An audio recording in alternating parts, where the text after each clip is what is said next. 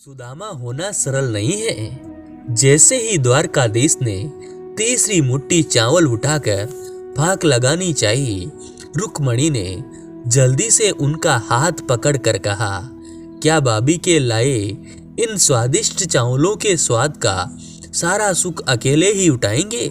स्वामी, हमें भी तो ये सुख उठाने का अवसर दीजिए। द्वारकाधीश के अंदरों पर एक अर्थपूर्ण स्मृति उपस्थित हो गई।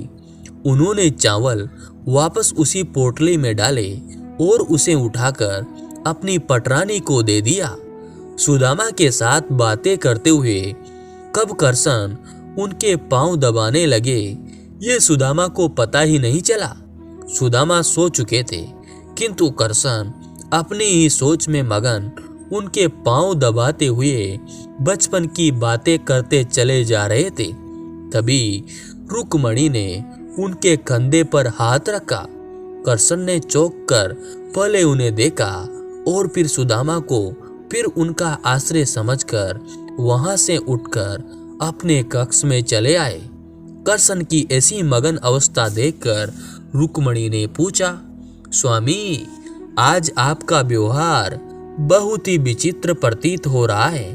आप जो इस संसार के बड़े से बड़े सम्राट के द्वार का आने पर उनके तनिक भी प्रभावित नहीं होते हैं, वो अपने मित्र के आगमन की सूचना पर इतने भाव विवल हो गए कि भोजन छोड़कर नंगे पांव उन्हें लेने के लिए भागते चले गए। आप, जिनको कोई भी दुख, कष्ट या चुनौती कभी रुला नहीं सकती, यहाँ तक कि गोकुल छोड़ते समय मैया यशोदा के आंसू देखकर भी नहीं रोए। वे अपने मित्र के जीर्ण शीर्ण गांवों से भरे पांवों को देखकर इतने भावुक हो गए कि अपने आंसुओं से ही उनके पांवों को धो दिया।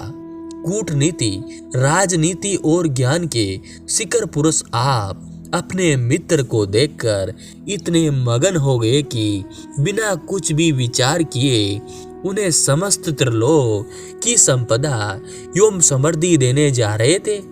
करसन ने अपनी उसी आमोदित अवस्था में कहा, वह मेरे बालपन का मित्र है रुक्मणी, परंतु उन्होंने तो बचपन में आपसे छुपाकर चने भी खाए थे। गुरु माता ने उन्हें आपसे बांटकर खाने को कहा था। अब ऐसे मित्र के लिए इतनी भावुकता क्यों? सत्यभामा ने भी अपनी जिज्ञासा रखी। करसन मुस्कुराए। सुदामा ने तो वह कार्य किया है। सत्यभामा की समस्त सृष्टि को उसका आभार मानना चाहिए। वो चने उसने इसलिए नहीं खाए थे कि उसे भूख लगी थी, बल्कि उसने इसलिए खाए थे क्योंकि वो नहीं चाहता था कि उसका मित्र करसन दरिद्रता देखे। उसे ज्ञात था कि वे चने आश्रम में चोर छोड़कर गए थे और उसे यह भी ज्ञात था कि उन चोरों ने वे चने एक ब्राह्मणी के गृह से चुराए थे। उसे यह भी ज्ञात था कि उस ब्राह्मणी ने यह श्राप दिया था कि जो भी उन चनों को खाएगा वह जीवन पर्यंत दरिद्र हो जाएगा। सुदामा ने वे चने इसलिए मुझसे छुपा कर खाए ताकि मैं सुखी रहूं।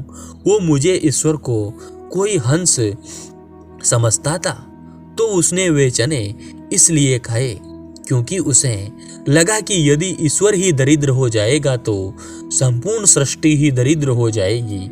सुदामा ने संपूर्ण सृष्टि के कल्याण के लिए स्वयं का दरिद्र होना स्वीकार किया। इतना बड़ा त्याग रुक्मणी के मुख से स्वतः ही निकला। मेरा मित्र ब्राह्मण है। रुक्मणी और ब्राह्मण ज्ञानी और त्यागी ही होते हैं। उनमें जन कल्याण की भावना कूट कूट कर भरी होती है।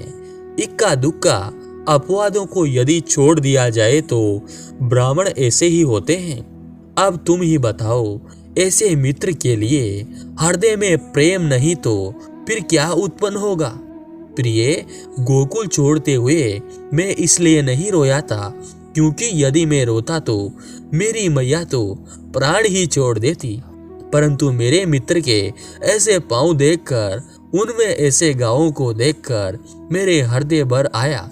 रुक्मणी उनके पांवों में ऐसे गाँव और जीवन में उसकी ऐसी दशा मात्र इसलिए हुई क्योंकि वह अपने इस मित्र का भला चाहता था।